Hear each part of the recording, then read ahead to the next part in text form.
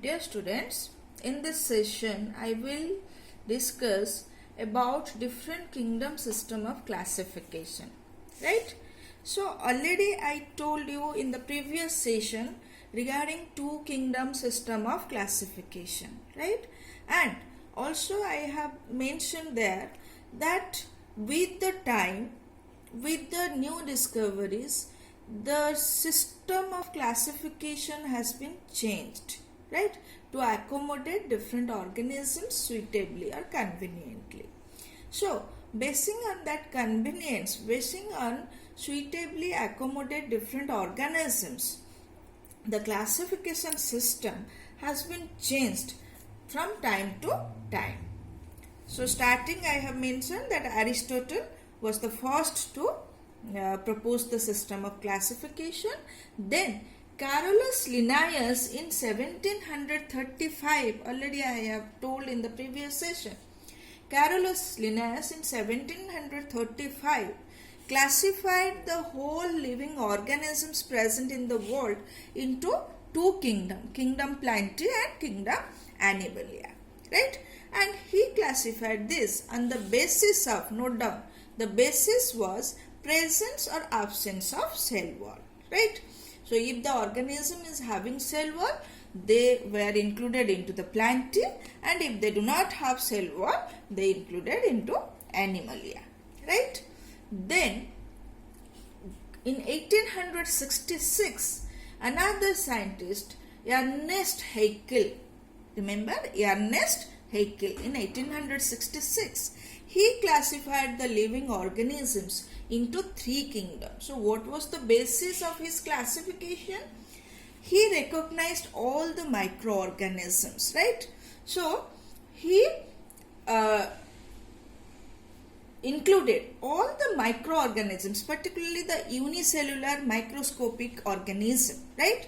So all the unicellular organism like protozoans, algae, so all these organisms he included into another kingdom that he named as Protista. So Protista includes all unicellular organisms, right? So he differentiated all the unicellular organisms into the Protista, and rest are in the Plantae or Animalia. So there were three kingdoms in the system of classification of Haeckel. Then in 1956, another scientist, Herbert F. Copeland, he realized that there is a crucial difference between the prokaryotic organisms like bacteria, blue-green algae. They have a very simpler organization. They are unicellular and they are having very simpler organizations, right? Like they do not have a true nucleus, whereas all other organisms have a true nucleus and they have comparatively complex organization.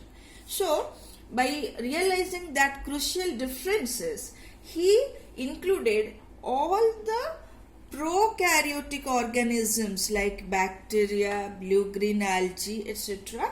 into another kingdom, that is the Monera. So Herbert Copeland's classification system classified the living organisms into four kingdoms: Monera, all the prokaryotic organisms; Protista, all the unicellular eukaryotic organisms; Plantae, all the organisms having cell wall; and Animalia, all the organisms without cell wall. So here the basis of classification become the cellular complexity in the cell complexity in the cell organization, that means prokaryote and eukaryote. On that basis he classified, he introduced Monera, and thus the system of classification becomes four kingdom system of classification, right? Then another scientist in 1969 proposed five kingdom system of classification. That means he classified all the living organisms into five kingdoms. So what was the basis?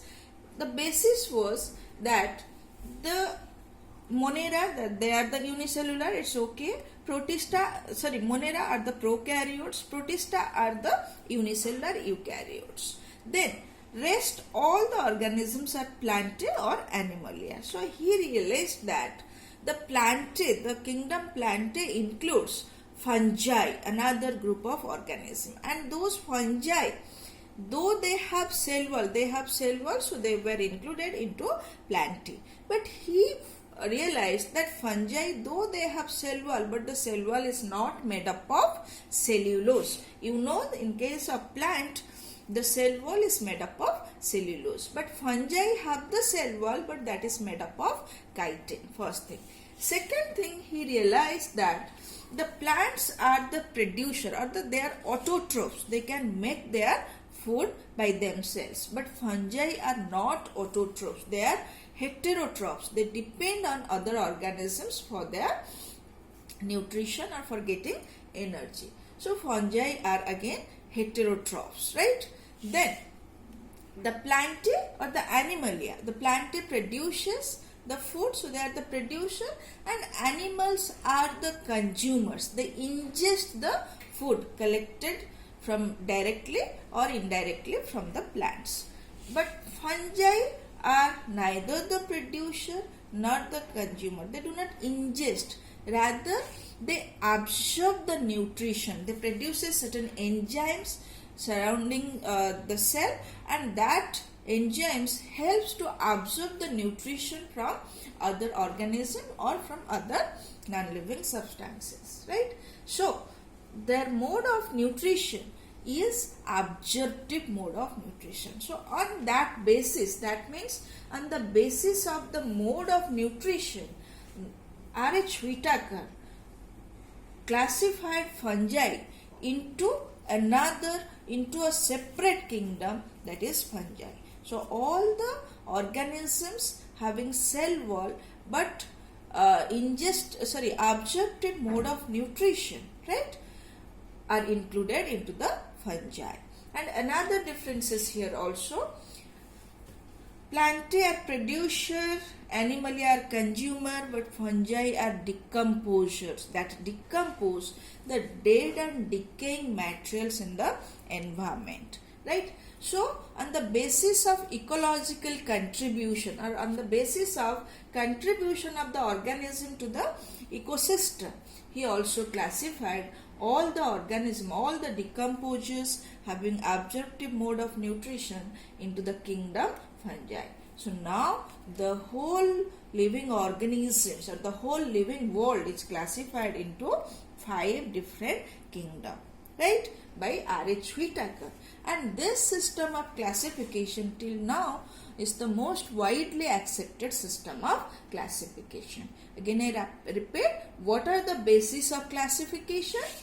Basis of classification is the type of cell or the complexity of cellular cell, then the type of organization, right, then mode of nutrition, and on the basis of ecological contribution, he classified the organism into 5 kingdoms, that is Monera, Protista, fungi, plantae and animalia. Clear? Then in 1977, a group of scientists led by Carl Uch. So Carl Uch et al. A group of 3 scientists. So here I have mentioned Carl Uch et al. In 1977, they studied in a different method. They used very high techniques, the modern techniques such as nucleic acid hybridization. You know nucleic acid, DNA and RNA. So the methods of hybridization in DNA and RNA, the DNA sequencing methods, that means what are the bases present in the DNA. You know DNA is made up of 4 different bases, A, T, G, C, that is adenine, guanine, thymine and cytosine, right? That also we discuss in a different chapter, but till in the time, by this timing, you just remember DNA is having 4 different bases and they are arranged in different sequences. On that basis, DNA varies in their structure. So basing on the DNA sequences and also the sequencing of 16S ribosomal RNA, right? RNA, that you know there are three different types of RNA: ribosomal RNA, messenger RNA, transfer RNA. Again, the ribosomal RNA are categorized into different types. So basing on the sequence of particularly 16S ribosomal RNA, he found that this Monera, that includes particularly the bacteria, unicellular prokaryotic organism, right, that can be classified into two different groups. One is eubacteria and another is archaebacteria. So when he found that the bacteria are of two different types on the basis of 16S, remember 16S ribosomal RNA sequence. So the bacteria are of two types, eubacteria and archaebacteria. So according to him, the living world is classified into 6 different kingdoms: eubacteria, archaebacteria, protista, fungi, plantae and animalia. Then he told, or he classified the living world into 3 domains above the kingdom. That means he classified all the organisms into 3 different groups, right, above the level of kingdom, and that groups are known as domain. And according to him, the living organism can classified into 3 domains: bacteria, archaea and eukarya.